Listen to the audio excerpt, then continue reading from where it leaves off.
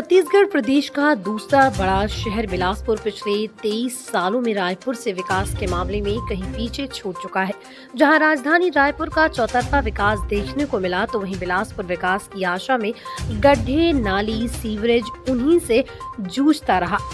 विक्रांत तिवारी ने कहा कि राज्य सरकार द्वारा बिलासपुर के विकास के नाम पर सिर्फ हवाई बातें और एक बेबी फ्लावर नाम का खिलौना बिलासपुर को थमा दिया जाता है, जिसका ना कोई उपयोग होता है, ना ही जिसकी कोई जरूरत रहती है।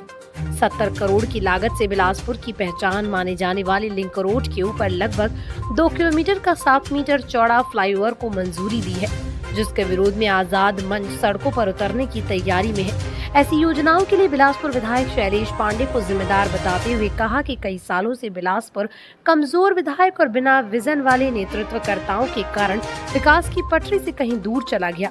ऐसी जन विरोधी योजनाओं को शहर पर लागू होने के पहले शहर के जनप्रतिनिधियों को देखना चाहिए था, लेकिन बिलासपुर विधायक 5 साल से उनकी ही सरकार में अनदेखी का रोना रो रहे हैं। इसलिए उनसे उम्मीद भी नहीं है कि वो इस योजना को रुकवा सके। आजाद मंच सीएमडी की चौक से लेकर सत्यन चौक तक इस मुद्दे को लेकर जनता की अदालत में उतरने की तैयारी है।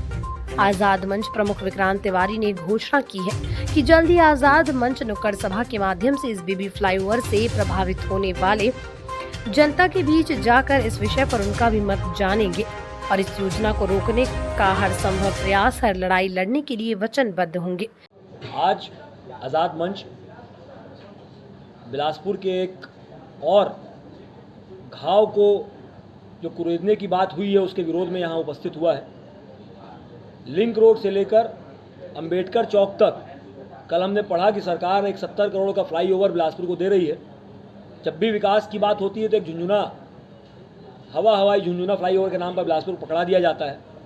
आज आज़ाद मंच उसके विरोध में यहाँ पर उपस्थित हुआ है और हमारा एक विषय यहाँ पर ये आ रहा है कि जो लोग अंबेडकर चौक से चढ़ेंगे और तारबहार में उतरेंगे वो सिर्फ रेलवे स्टेशन जा रहे हो और बाकी बिलासपुर की 50% आबादी जो लगातार सत्यम चौक जाती है, अग्रसेन चौक जाती है, जो कपड़ा मार्केट जाती है, वो सब लोग उस फ्लाईओवर के नीचे से निकलने के लिए मजबूर हो गए। पिछले 5 साल अगले 5 साल जब तक ये योजना लागू बनेगी, जब तक होगी, पूरा बिलासपुर इससे प्रभावित रहेगा और उसके बाद वहाँ की पूरी जनता इससे प्रभावित रहेगी। दूसरा विषय इसमें यह आता है कि पहले ये कहा गया था कि इमलीपारा की जो रोड बनाई गई है वो वैकल्पिक व्यवस्था होगी ट्रैफिक को डाइवर्ट करने के लिए, लेकिन हमने देखा कि पिछले 5-7 साल में ऐसी कोई भी प्राथमिकता उस रोड को नहीं दी गई।